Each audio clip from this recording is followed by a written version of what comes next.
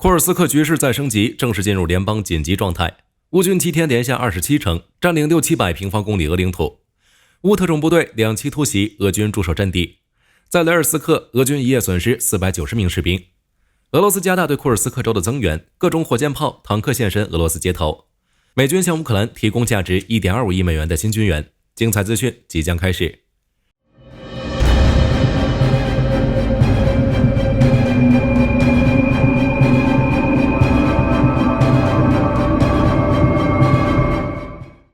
视频开始前，先来看看利佩茨克机场的后续。据最新的卫星图显示，该机场的跑道虽然看起来没受影响，但弹药库却被夷为平地。据称，俄军至少损失了700枚滑翔炸弹。继8月7日，库尔斯克州代州长斯米尔诺夫宣布该州进入紧急状态后，俄紧急情况部于8月9日正式将库尔斯克局势认定为联邦紧急状态，并建立联邦级相应机制。自由欧洲电台援引俄当地官员、军事博主以及公开情报的报告称，截至9日晚间，乌军出动的至少10个旅已经连下库尔斯克27城，控制了超过600平方公里的领土。目前战斗仍在持续。在这4天战斗中，乌军先以第80和第82空降旅为先头部队，率先攻入俄罗斯境内。紧接着，乌军第22和第61装甲突击旅与驻守俄军展开交火，并在结束战斗后迅速向俄境纵深移动。在之后，乌军相继投入第150、151、24机械化旅以及第5空降突击旅等预备队，使乌军规模达到2万人。乌军的主攻方向一共有3个，一路直取苏贾镇。8月9日，乌军61旅已正式宣布控制了整个苏贾镇。同时，乌军61旅和其他部队还沿途控制了苏贾的天然气计量站，彻底切断了俄罗斯对欧洲，特别是匈牙利、斯洛伐克这几个亲俄国家的天然气供应。此外，据 ISW 援引俄罗斯消息人士报道称，8月9日到10日，乌军已更进一步向东推进至苏贾东南部普萨尔河附近的普列霍沃。目前双方正在激战。若乌军能顺利拿下此地，乌军在苏贾各地的控制区也能得到呼应，从而形成包围趋势。值得注意的是，据乌克兰南方军区司令部发言人谢尔西·波拉楚克称，乌军已缴获了俄军在苏贾镇用于进攻苏美地区的弹药库。乌军接下来不仅要持续在库尔斯克州推进，还要守住攻下的地盘。目前乌军已陆续引进特殊设备，来加速建造防御工事，如乌军第92旅老兵组织的民间团体，已用募资得来的一辆挖土机协助库尔斯克的乌军构筑防御工事。此外，波拉楚克还表示，乌军此次在库尔斯克的行动属于高度机密，除了组织这次行动的人之外，没有人知道乌军真的意图。他和泽连斯基都对外表示，也要让俄罗斯感受战争的残酷。第二路，乌军通过苏贾沿阿200高速公路与小路长驱直入，向库尔斯克核电站推进。目前，乌军先头部队距离库尔斯克核电站已不到10公里。俄罗斯原子能巨头甚至宣布暂停部分库尔斯克2号核电站的建设工程。库尔恰托夫的1万名工人自8月7日起开始了放假。在向库尔斯克核电站推进的沿途中，一支乌军后继部队已攻入马蒂诺夫卡，并在这里和其以西的田野中进行了驻扎。另一支乌军部队则继续沿阿200公路向北，向大索尔达茨科耶方向推进。此外，乌军还沿小路占领了小洛赫纳。不过，据俄多方消息显示，俄军已于尽早展开了反攻，试图夺回该定居点。第三路，乌军在电子战系统的掩护下急进，直接向苏贾西北方向的科列涅沃推进。据俄方消息称，科列涅沃附近正在发生激烈战斗，且已有大量乌军装甲车辆向该镇推进。而稍早时候，俄媒消息称，乌军已经控制了该方向的斯纳格斯特和奥尔戈夫卡。这两地不仅是库尔斯克北部的2个重要据点，同时还连接着哈尔科夫俄军的补给线。更关键的是，乌军在夺取这2大地点后，将能逼近布良斯克州，从而产生更大的直接威胁。如此前一天，外界爆出乌军主力正在比尔格罗德和布良斯克边境集结，若乌军进攻布良斯克，届时便可内外策应进行行动。有趣的是，布良斯克和比尔格罗德的进攻还没发起，乌克兰特种部队倒是先一步对其南部尼古拉耶夫地区的金伯恩沙嘴展开了2期突袭。金伯恩沙嘴是黑海沿海沙嘴，自2022年2月以来一直被俄军队占领。在此次2期突袭行动中，乌军共摧毁了6辆俄军装甲车，消灭了大约40驻守俄军，成功在苏沃洛夫纪念碑附近竖起了一面乌克兰国旗。以上是乌军在库尔斯克的最新战况。乌军不仅要两面夹击库尔斯克核电站，更想直接夺取克列涅沃这个交通枢纽。毕竟这里的公路、铁路可直达苏梅，若是乌军打下此地，乌军的补给便可源源不断地供应上来，支撑其在库尔斯克的长期作战。可以说，谢尔斯基攻入库尔斯克这招很高，比在乌东收复失地容易多了。那格拉西莫夫是如何应对的呢？据国际文传电讯社报道，俄国防部已于8月9日宣布，已加大对库尔斯克州的增援。增援兵力包括部署边境的现有部队、后方随时可用的部队，以及多管火箭发射系统、大炮和坦克等先进武器。该消息发布后，俄军官媒体、军事博主也迅速进行报道，并放大了俄装甲部队抵达库尔斯克州的镜头。不过，俄军这些增援部队过来的并不顺利，许多都已经在半路上被消灭。如乌军使用远程火力在雷尔斯克摧毁了俄军一支装甲纵队。据俄方消息来源显示，被摧毁的俄纵队正在向库尔斯克州增援的后备部队，可能隶属北方集团军第44团，或是皮亚特纳什卡国际旅。在此次袭击中，俄军共有14辆满载士兵的卡车被摧毁。按照每辆最多可搭载35名士兵计算，俄军一夜间可能损失多达490名士兵，这可能是全面战争开始以来俄军遭受的最大单次损失之一。此外，在俄军增援部队中，瓦格纳和其他一些非正规部队也来了。如与瓦格纳密切相关的俄罗斯频道证实，拉蒂博尔小组目前已部署到了库尔斯克地区，其指挥官亚历山大·库兹涅佐夫是瓦格纳的高级指挥官，也是瓦格纳的创始人之一。瓦格纳指挥官委员会也于8月9日发表声明称，瓦格纳愿意一接到电话就部署到库尔斯克州边境地区。ISW 则报道称，有许多非正规的俄罗斯部队正在向库尔斯克州进行增援，其包括上述的皮亚特纳什卡国际旅、顿巴斯迪卡亚师以及部署在前线的地区部队等。也由此，我们不难推测，由于俄军的增援，未来几天库尔斯克的战斗将会更加激烈。库尔斯克战役已影响到乌克兰前线战场的俄军部署。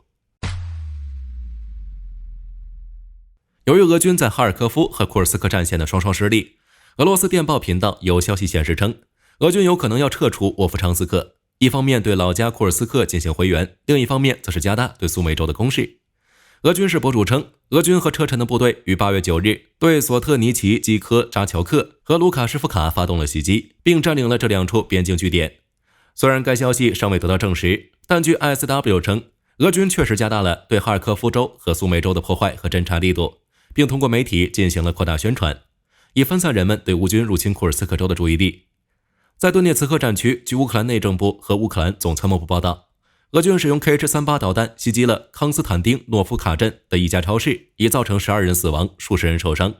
而乌军则使用无人机导弹瞄准了该地区的俄军防空部队，对俄军2台 S350 的防空雷达和1台 S300 的防空雷达发动了袭击。目前已确认其中一个 S350 的防空雷达被摧毁，其余2个正在核实中。在塞弗尔斯克方向，乌军继续在比洛格里夫卡、上卡米扬斯克以及维姆卡等地进行地面攻击。乌军阻击了俄军9次进攻。在红军村方向，今天乌俄双方在多地进行了大大小小25次战斗。俄方消息称，俄军已抵达距离红军村10公里的地方，但 ISW 称，俄军距离红军村还有17公里左右。在该方向，俄军今天伤亡了234人，被摧毁了1辆 MTLB 装甲运兵车、2门D30榴弹炮以及4架无人机和6辆汽车。总之，无论是库尔斯克还是乌克兰战场，战况积累，局势瞬息万变。后续会如何发展，火力军会持续关注。美国国防部于8月9日宣布，向乌克兰提供价值 1.25 亿美元的额外安全援助计划，以满足乌克兰的关键安全和国防需求。此项援助已经为美国为乌克兰提供的第61批物资，其内包括海马斯弹药、155毫米和105毫米火炮弹药、毒刺、标枪等便携式反坦克导弹以及其他各式武器弹药。立陶宛也向乌克兰提供了新一轮援助。值得注意的是，此次援助除了常规的14辆 M111 装甲运兵车、短程防空系统以及步枪弹药外，立陶宛特意援助了一批电子战系统，还真是紧跟时事。相信库尔斯克乌军有了这批武器装备，行动也将更加顺利。在制裁方面，据路透社报道，伊朗即将向俄罗斯提供数百发包括法特360在内的弹道导弹。对此，北约对伊朗发出警告称，如果继续支持俄罗斯短程弹道导弹，将做出迅速而严厉的回应。8月6日，俄罗斯卡拉什尼科夫集团对外宣称，旗下武器部门已经向俄国防部交付了一批新型 AK-12突击步枪，并特意强调，该集团今年的国防订单已经完成了 65%。AK-12 是 AK-47的现代化版本，它在不含弹夹的情况下重量只有 3.5 公斤，非常利于携带和操纵。在弹药方面 ，AK-12 通常配备 5.45 毫米子弹，与 7.62 毫米子弹相比，具备更低的后坐力和更高的速度，非常适用于中近程作战。同时 ，AK-12 还能兼容各种类型的功能弹药，如夜光弹、穿甲弹等。这种多功能性使其能够适应不同的战斗情况和训练目的。此外，该步枪具有选择性射击模式，允许使用者在半自动和全自动射击模式之间切换，在500米范围内均可实现有效的目标交战。AK-12 的新型号于2023年5月亮相，在后续研制过程中，卡拉什尼科夫集团又对其进行了多项重大改进，取消了它的2连发模式，并简化了装拆方案。同时，为了能够使其更符合人体工程学，还优化了它的枪托和安全杆，并重新设计了屈光度瞄准器，使其更适配于现代化战争。美军正试图在 C-130 军用运输机上部署一款名为英雄120的游荡弹药。英雄120是一种先进的游荡弹药，它由以色列国防技术公司研制，专门用于精准打击高价值目标，如装甲车和防御工事等。该弹药的重量只有 27.5 公斤，非常利于运输和部署，而且它能够携带多用途弹头，并可以根据任务要求进行定制，对各种目标都能够实现有效打击。另外，该弹药还配备了先进的光电和红外传感器，即便在干扰环境中也能准确识别目标。最关键的是，它可以从多个平台发射。之前，英雄120都是从陆军发射器、海军军舰上发射，但现在美军正将其集成到 C-130等空中平台上。美军认为，如果能够在 C-130上成功部署英雄120游荡弹药，那么该游荡弹药的运行范围将会远远超过地面发射系统的范围，进而可以增强各种作战场景的空中优势。根据俄罗斯塔斯社8月8日报道，鄂木斯克运输工程厂已经向俄军交付了一批新型 T-80BVM 坦克。T-80BVM 是 T-80坦克的最新版本，第一批于2022年10月交付俄陆军使用，拥有非常优秀的战斗性能。在武器方面，它装备有一门125毫米机炮，能够发射各种弹药及部分导弹，还配有一挺 7.62 毫米同轴机枪和一挺 12.7 毫米重机枪。在防护方面，它配备了先进的复合装甲、爆炸反应装甲以及主动保护系统，能够有效防备各种反坦克武器的威胁。在动力方面，它配备有1250马力的燃气涡轮发动机，最高时速可达70公里每小时，同时还对排气系统进行了特殊设计，使其在前进过程中极大程度减轻了噪音。此外 ，T-80BVM 还搭载有先进的火控系统，且具备光学夜视能力，能够在各种作战场景中保持极高的精准度。然而，随着俄乌战争的持续 ，T-80BVM 的作用越来越小。反观乌军在无人机作战方面，给俄军带来的威胁却越来越大。俄军不得不对原有的 T-80BVM 进行针对性的改造，而此次交付的新型 T-80BVM 其配备了特殊的防护网，可以有效保护发动机、传动舱以及炮弹，专门用于对抗无人机、导弹等威胁。俄罗斯军事专家更是认为，在特性、机动性、可靠性、速度及保护方面，新型 T-80BVM 已经超越了欧美同类型的军事装备。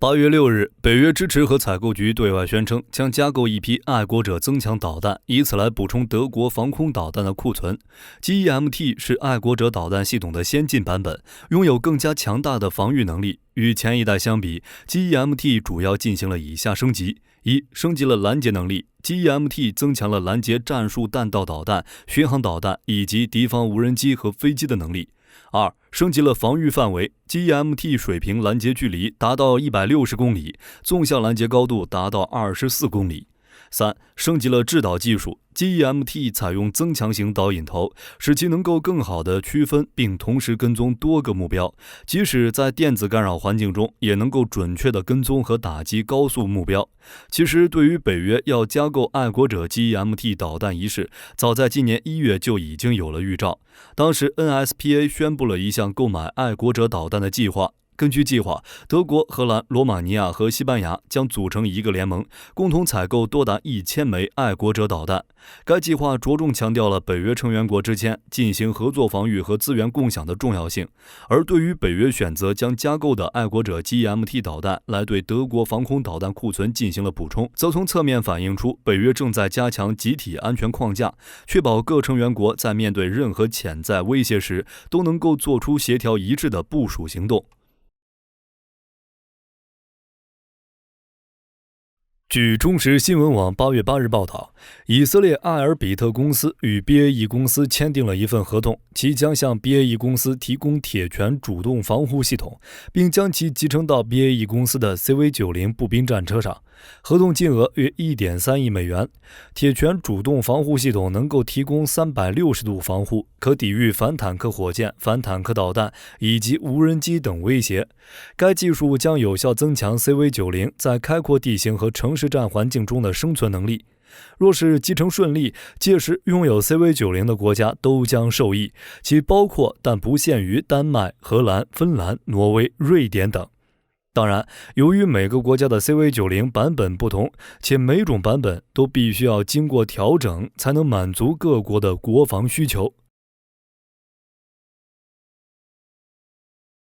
据英国信息网站8月6日报道，挪威将会在2025年加入到英国航母打击群在印度和太平洋地区的部署行动中。据悉，该航母打击群由英国威尔士亲王号航母带领，将于2025年航行至日本和印度太平洋地区，并在该地区部署长达7个月时间。在部署期间，该航母打击群的所有武装部队都能够参与各国盟军的航母行动，以此来对士兵进行强化训练，并培养相关技能。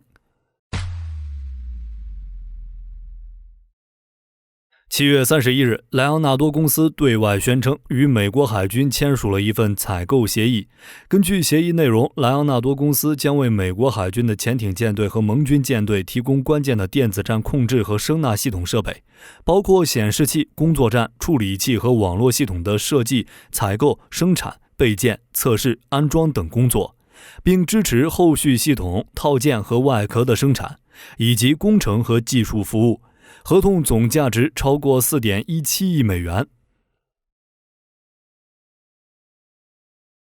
据美国海军新闻报道，7月28日至8月7日，美日举行了一场双边联合演习，该演习名为坚决之龙24。在演习期间，美国海军陆战队首次在日本的与那国岛部署了新型的 AN/TPS-80 地面空中任务导向雷达系统。AN/TPS-80 是一种多任务雷达系统，旨在通过单一移动平台提供先进的地面空中监视以及武器控制能力，能大幅提升美军的多领域作战能力和整体战场态势感知能力。美国海军陆战队表示，将 AN/TPS-80 部署在与那国岛，不仅能够加深美日军事合作关系，还能够增强该区域的监控力度。另外，为了配合美国此次的部署行动，日本也已经在与那国岛建立了雷达站和电子战部队，并计划在该岛及西南地区的其他岛屿部署地对地导弹。